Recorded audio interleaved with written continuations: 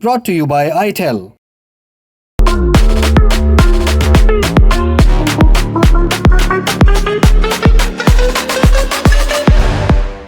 हाल ही में फाइनलाइज हुई India US trade deal की जानकारी सामने आ गई है। इसकी बेसिक डिटेल्स को लेकर भारत और अमेरिका ने मिलकर एक जॉइंट स्टेटमेंट जारी किया। यह statement union minister of commerce and industry Piyush Goyal ने 7 फरवरी की सुबह अपने ऑफिशियल एक्स अकाउंट से पोस्ट किया। इस पोस्ट में उन्होंने इंडिया यूएस ट्रेड डील की जानकारी भी शेयर की। वाणिज्य मंत्री ने इसमें कहा, प्रधानमंत्री नरेंद्र मोदी के निर्णायक नेतृत्व में भारत ने अमेरिका के साथ एक इंटरिम एग्रीमेंट का फ्रेमवर्क यानी ढांचा तैयार कर लिया है।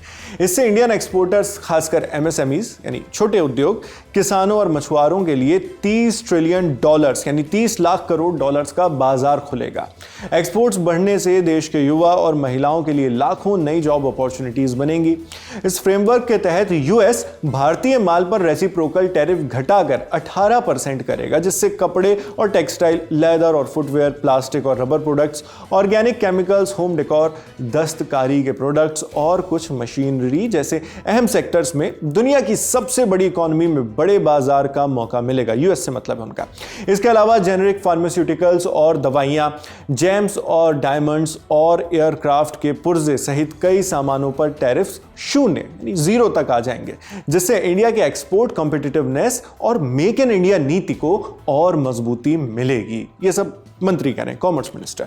इंडिया को सेक्शन 232 के तहत एयरक्राफ्ट पार्ट्स पर एग्जेम्पशंस, ऑटो पार्ट्स पर टैरिफ रेट कोटा और जेनेरिक फार्मास्यूटिकल्स यानी दवाइयों पर भी फायदे मिलेंगे, जिससे इन सेक्टर्स में एक्सपोर्ट करने से ठोस मुनाफा होगा। साथ ही एग्रीमेंट किसानों के हितों की सुरक्षा और ग्रामीण आजीविका को बनाए रखने के लिए संवेदनशील एग्रीकल्चरल और डेयरी प्रोडक्ट्स जैसे मक्का, गेहूं, चावल, सोया, पोल्ट्री, दूध, चीज, एथेनॉल जो फ्यूल में इस्तेमाल होता है, तंबाकू, कुछ सब्जियां, मीट और इन जैसे और भी किसानी और डेयरी वाले प्रोडक्ट्स को पूरी तरह सेफ रखने की इंडिया का कमिटमेंट दिखाता है। सेफ रखने का जो कमिटमेंट है इंडिया का, वो भी दिखाता है। हालांकि केंद्रीय वाणिज्य मंत्री के इस दावे पर अब सवाल उठ रहे हैं, क्योंकि जॉइंट स्टेटमेंट में इसे लेकर संतुष्टि होती हुई नहीं दिख रही है। क्यों?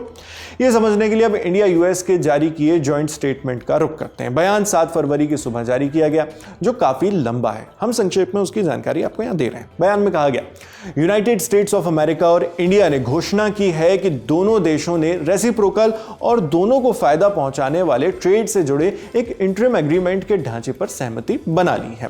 यह फ्रेमवर्क 13 फरवरी 2025 को प्रेसिडेंट डोनाल्ड जे ट्रंप और प्राइम मिनिस्टर नरेंद्र मोदी की शुरू की गई बड़े लेवल की यूएस इंडिया बीटीए यानी द्विपक्षीय व्यापार समझौते की बातचीत के प्रति कमिटमेंट को दोहराता है। इससे बाजार तक एडिशनल पहुंच और मजबूत सप्लाई चेन्स को सपोर्ट करना शामिल होगा। इसमें यह इंटरिम एग्रीमेंट दोनों देशों की पार्टनरशिप में एक ऐतिहासिक मील का पत्थर होगा और दोनों देशों के हितों और ठोस नतीजों पर आधारित एक बैलेंस्ड ट्रेड के लिए शेयर्ड कमिटमेंट दिखाएगा। संतुलित ट्रेड होगा इसमें।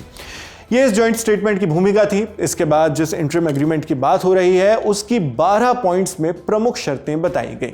उनका सारांश आपको बताते हैं। पहली शर्त, भारत सभी अमेरिकी इंडस्ट्रियल सामानों और कई अमेरिकी फूड और एग्रीकल्चरल प्रोडक्ट्स जैसे रेड सोरगम जो पशु आहार में इस्तेमाल होने वाला अनाज है वो, ट्री नट्स, फ्रेश और प्रोसेस्ड फल, सोयाबीन का तेल, वाइन और स्पिरिट्स पर टैरिफ्स बिल्कुल खत्म या कम कर देगा। यही वो पॉइंट है जिस पर गौर किया जा रहा है, क्योंकि ट्रेड डील से जुड़ी बातचीत में इंडिया ने हमेशा कृषि और डेयरी के क्षेत्र को अपनी रेड लाइन बताया, यानी यहां पर हम नहीं जाने दे सकते, ये लाइन आप क्रॉस नहीं कर सकते मार्केट के लिए, अमेरिका के लिए। वजह साफ है, भारत कृषि प्रधान देश और भारत के कृषि बाजार में अमेरिका के शामिल होने से साइड इफेक्ट्स हो सकते हैं, गंभीर साइड इफेक्ट्स। अब अगली शर्त की बात करते हैं। अमेरिका 2 अप्रैल 2025 को जारी किए एग्जीक्यूटिव ऑर्डर 14257 के तहत इंडिया से आने वाले टेक्सटाइल, कपड़े, leather, footwear, plastic, rubber, organic chemicals, home decor, दस्तकारी वाले प्रोडक्ट्स और कुछ मशीनरी पर 18% रेसिप्रोकल टैरिफ लगाएगा।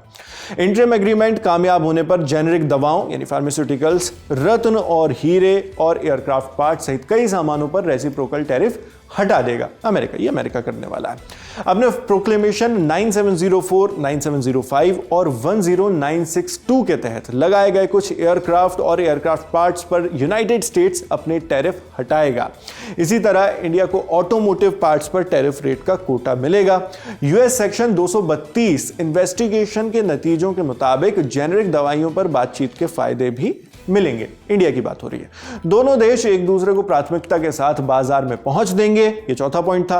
पांचवी शर्त है कुछ नियम तय किए जाएंगे ताकि एग्रीमेंट का फायदा खास तौर पर अमेरिका और भारत को मिले।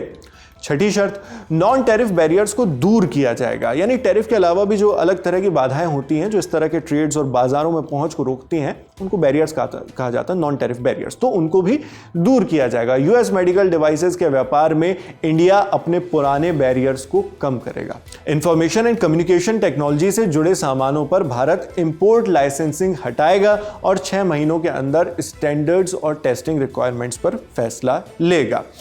टेक्निकल रेगुलेशंस के पालन को आसान बनाने के लिए दोनों देश स्टैंडर्ड्स और अनुरूपता निर्धारण की प्रक्रियाओं पर चर्चा करेंगे। ये 7वीं शर्त है। समझौते के बाद यदि कोई देश इन सहमति वाले टैरिफ्स को बदलता है तो दूसरा देश भी अपने कमिटमेंट बदल सकता है।